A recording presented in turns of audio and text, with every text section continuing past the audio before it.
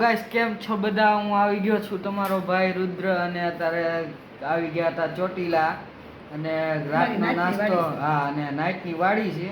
તમે લોકો ચોટીલા આવો તો આયાત આવજો. મિસ્ત્રી સમાજની વાડી છે અને અમે તે મિસ્ત્રી જ છું એટલે અમને રૂમ પેલા મળી પેલા ના ના એ તો હાલે બરાબર. અને અત્યારે મગાવી લીધું છે 4-5 જાતના શાક છે, દહીં છે, ઢેબરા, ચા, રોટલી બધું છે.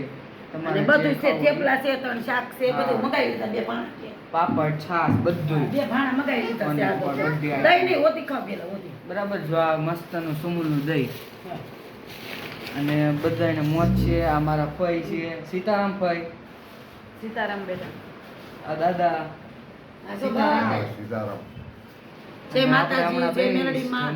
અને પેલા તો દેવીસાબેન જમ્યા નથી એટલે પેલા દેવીસાબેન જમવાનું કરી નાખ. દેવીસાબેન જમવું ગમતું નથી, ઠામું કેમ નથી ગમતું ભાઈ? એને ન ગમે, એને ડુંગળી ખાવાની ગમે, દહીં ગમે, કાકડી મેં હજી શાકી લો તો કઈ ખબર નહીં હો ભાઈ આપણને કાકડી કરવી હોય તો. હે બા તમને લાગી કરવી? હા કરવી છે.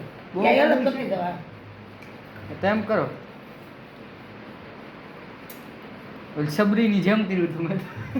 મારા મીઠા મીઠા મદન હે મારા મોટા લગ્ન બગાડવા એમ કરી લાડુ કરવી છે લેતી મેં નો કીધું બધે કરવી.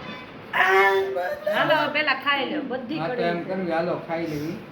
રહેવા દે ભાઈ, બહુ કડવી છે બા.